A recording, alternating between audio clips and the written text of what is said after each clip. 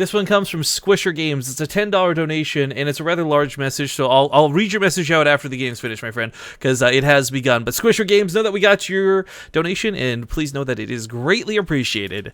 But we find ourselves in game number 2 in the Ting 2v2 Capstar League $5,000 Cup qualifiers. And again, I really want to stress, that's a lot of money for 2v2s. I think it's really cool that they're trying to help I don't know, promote the scene in such a way. But ladies and gentlemen, they're currently down at the moment, and they spawned down here on the map. It's going to be the red team, Moosegills and Bales. In the top right for the blue team, it's PureLegacy and Larry. All right, so that cannon rush was cute. I really liked it. It looks like they might be trying to pull off something similar this game. I mean, it's kind of a coin flip whether you go to the Zerg, whether you go to the Protoss, if you're just going to gun it. But, I mean, Bales is... I definitely caught off guard in game 1, but it didn't kill them. Calm heads prevailed, and I mean, he, well, I guess they're not going to do cheese, just scouting. But, you know, he got that Nexus cannon up, he kept the main alive, lots of cool things, but ultimately it was Team Blue that won that late game composition. Phoenix were just crazy. Yeah.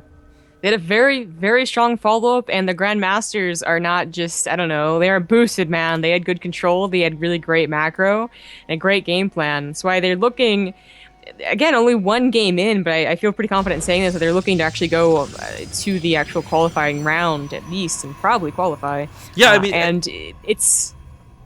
Go ahead. Oh, I was getting excited, saying, okay, well, that's kind of interesting. He doesn't have a forge about the finish. Yeah, so he might go for the cannons. What's cool, though, is it is the fact that it's PureLegacy and Larry, these guys we've never heard of. You know, this is the breakout of the 2v2 scene. We're so used to seeing the Korean names out there, or the top, like, Hawk-type players of North America. I'm really glad that we get to see some other, I guess, variations. Cannon on the low ground initially would have been such a cool move, because, of course, it'll cover the high ground. But they're both on top of this with the probe and the drone trying to scout, trying to prevent the building location from going down. But the second probe arrives, and I don't think they've noticed that just yet, so we can start building some cannons on the high ground in a few moments' time. It's kind of dirty. This is the worst thing about cheese, is that you know they're cheesing, you see them cheesing, and then sometimes it just works out anyways. He's gonna kill the probe. Larry with the first blood. Traps, we're just trying to limit surface area, I guess. You know what the Terran's doing? Double Racks Reaper. What a pairing. Gosh. The cheese is real. The cannon, look at those balls shoot up. I love that StarCraft 2 still has this issue with, like, projectiles in terrain. Yeah. Oh, the probe micro is also pretty real, man. He kept both of them alive. Wow. You know, all he's got to really do is get one more cannon up here on the high ground too, and he's going to be able to start hitting that Nexus. That was a big problem in the last game, right? Not be able to actually hit that Nexus. This is the type of team that, you know, we saw Lily Kanina and his partner do it with the money sending, and that was cool and all, but this is the team that I was imagining when we first said 2v2, you know? I was just like, oh my god, like, cannon rushers, 10 poolers, like, cheese on cheese on cheese. And, you know, where were the Grandmasters that could do that too? And apparently we finally found them. Like, not only do they cheese, but they have solid follow-ups to it. Like, this is the thing that's, like, that's the team that I would, like, look at, like, Hydra and, like, I would look at, like, Flash and, like, Maru, and I'd be like, this team could probably beat them pretty easily, actually. Yeah, if they just have really good strategy. I mean, there's some really dirty things, too. We've seen Protoss and Zerg do. Like, Moosegills and Bales can pull the same stuff off, but you use Overlord for high ground vision. I've seen this tactic where you just go straight to the low ground immediately. I mean, there's lots of ways that cannon rushes can be pulled off, but this one was executed pretty well. The problem is, though, once again, he might not... Actually, this cannon should reach the Nexus, but that's one cannon. The Photon Overcharge might hold this again. The probes are still alive. They can still technically go back up and put down more cannons. That's freaking hilarious. Oh, well, the Lings will catch him, maybe. Nope. Yeah. Turns around. They got the safety of the Reapers cannons can deal with to slow fall back to. Lings. That's very true. Mothership Core getting hesitant to involve. She will overcharge here in a second. This is going to kill a Reaper. But these other three... Okay, are you gonna attack? Alright, no, there you go. The probes really want to get back up there, but now that speed's finished, they're probably just gonna die. Photon Overcharge does about the same damage as a cannon, by the way, guys, so it's funny just how long it takes to tear these down, but as you point out, those probes are still alive. You could go back once that runs out. Yeah, I also wondered if he was gonna cannon rush Moosegills second. Oh, that'd be so gross. That'd be so gross. Yeah, that's how I was like, are you sure you want to expand there? Is that even legal? It's they both expanded behind this too, so what's crazy is again like you think this is the big dedication. Usually in 1v1 I would definitely say it was, but combined with this really solid wall they also have, I don't think this would work quite the same as if one of them was Zerg. Because they wouldn't be able to wall off and be ultra defensive and be able to expand. Well, this does get cleaned up again by the looks of it. It doesn't devastate again by the looks of it, but I'm still liking the position of Legacy and Larry. I mean, any player, pro or amateur, will tell you, like, once you've been cheesed, you're going to be a little bit on edge. Maybe not tilt, but a little bit worried with what you do with the rest of the game. And right now, for them, I mean, he's going to go Stargate again. Can Bales and Moosegills match this? Wow, 3. I don't know, but Bales, I mean, look at the supply. It's in the gutter. He's absolutely just been wrecked by this opener, whether or not he ended up successfully, like, killing it.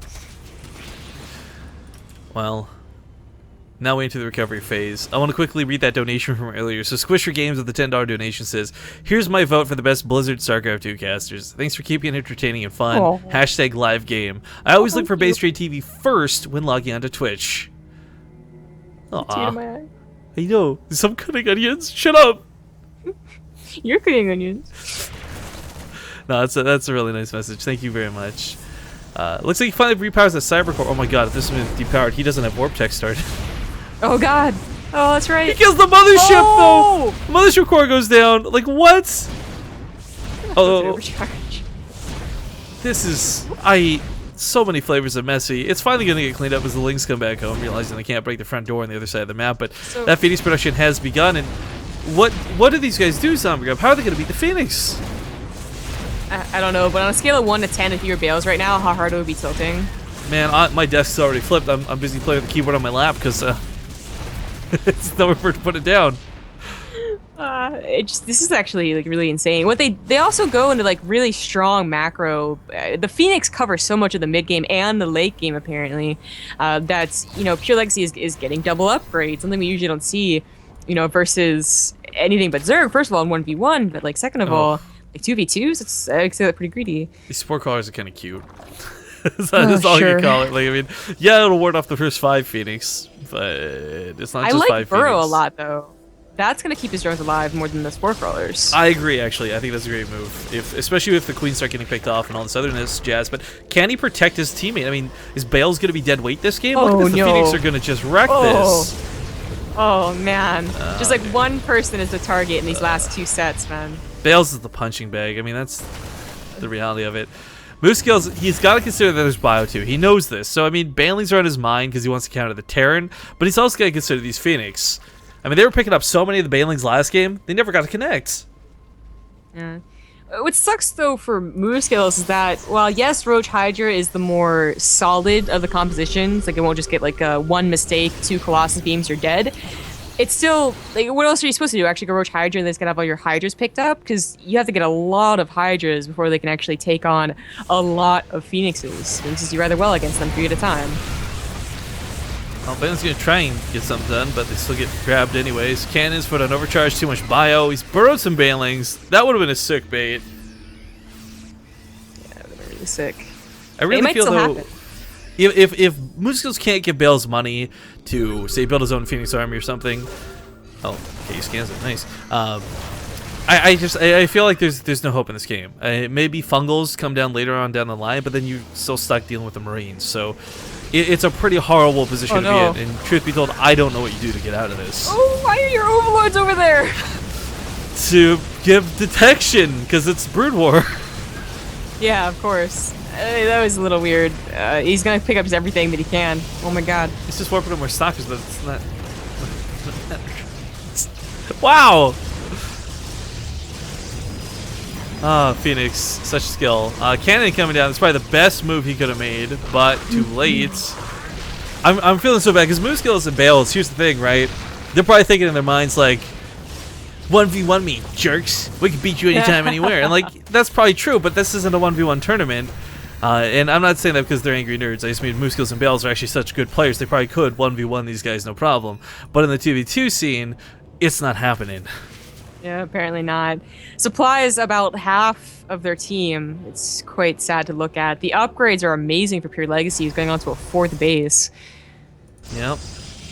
I mean, the triple Stargate earlier I thought was a little ambitious. I was wondering if he could even sustain that. It costs quite a bit of gas and money to keep the Phoenix going, but well, the map flies in. Banelings are still planted down. You guys can't see Zombie Grub's camera right now, but are you okay? Like, what's It sounded like a dog was actually like dying, not even lying. I was like, what? What is going on? Like? It's a painful, like a dog crying and then it stops. Like, have you killed a dog? Excuse me, I've seen plenty of movies. Have you ever seen John Wick? No. Oh, sad movie. Fine. Oh, don't watch it then. Never mind. All right, this mass pickup is going to be way too good. We got drops going off inside the natural bases as well. Moosegills is darting back home with the Lings, but the Lings aren't going to stop this. They'll barely be able to deal with the Marines, if that. Look at the positioning in the mineral lines. Oh, my God. Right now, tables are being flipped, keyboards are being smashed. I mean, this is not going well for Team Red at all. And did you say that tables are being flip-sided? Nailed it. If I was ever going to make a spoof team, that's what I would do. The logo would just be like a table upside down, flip side, flip table tactics. All right, congratulations to PureLegacy and Larry. They will continue on in the brackets, and they'll move on to the qualifying round, actually. So, not qualified just yet, but they got that series to go through, so congratulations to them.